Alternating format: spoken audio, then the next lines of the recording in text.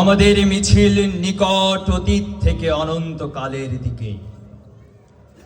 আমরা বদরে থেকে উহুদ হয়ে এখানে, আমরা 52 থেকে 71 হয়ে 24-এ শত সংঘাতের মধ্যে এই কাফেলায় এসে দাঁড়িয়েছি।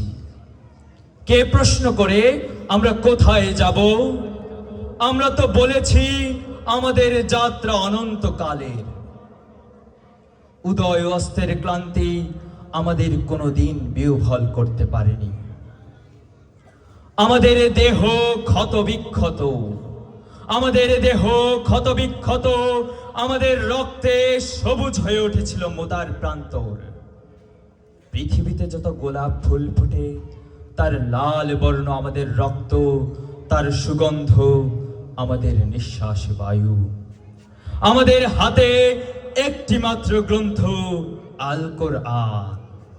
আমাদের হাতে একটি মাত্র গ্রন্থ, আল কোরআন। এই পবিত্র গ্রন্থ কোনোদিন কোনো অবস্থায় কোনো তাওহীদবাদীকে থামতে দেয়নি। আমরা কি করে থামি? আমাদের গন্তব্য তো এক সোনার তরুণের দিকে, যা এই ভূপৃষ্ঠে নেই। আমরা আমাদের সঙ্গীদের চেহারার ভিন্নতাকে গ্রাহ্যের মধ্যে আনি না। আমরা আমাদের সঙ্গীদের চেহারার ভিন্নতাকে গ্রাহ্যের মধ্যে আনি না। আমরা জানি আমাদের আত্মা এক, আমাদের প্রাণ এক। শহীদের চেহারার কোনো ভিন্নতা নেই। আবু সাইদ, মুগ্ধ, ফয়সালদের চেহারার কোনো ভিন্নতা নেই। আমরা তো শাহাদাতের জন্যই মায়ের উদর থেকে এই পৃথিবীতে পা রেখেছি। কেউ পাথরে, কেউ মরুভূমির উষ্ণ বালু কিংবা সবুজ কোনো ঘাসের দেশে। আমরা আজন্ম মিছিলেই আছি। 1500 বছর ধরে সভ্যতার উত্থান পতনে আমাদের পদশব্দ একটু থামেনি। আমাদের কত সাথীকে আমরা এই ভূপৃষ্ঠের ক্রন্দরে ক্রন্দরে রেখে এসেছি।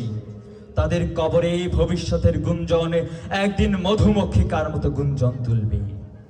আমরা জানি আমাদের ভয় দেখিয়ে, আমরা জানি আমাদের ভয় দেখিয়ে শয়তান অন্ধকারে পালিয়ে যায়। আমরা জানি আমাদের ভয় দেখিয়ে স্বৈরাচার দেশ ছেড়ে পালিয়ে যায়। আমাদের মুখবয়বে আগামী উষর উদয়কালের নরম আলোর ঝলকানি। আমাদের মিছিল ভয় ধ্বংসের মধ্যে বিশ্রাম নেয়নি, নেবে না। আমাদের পতাকা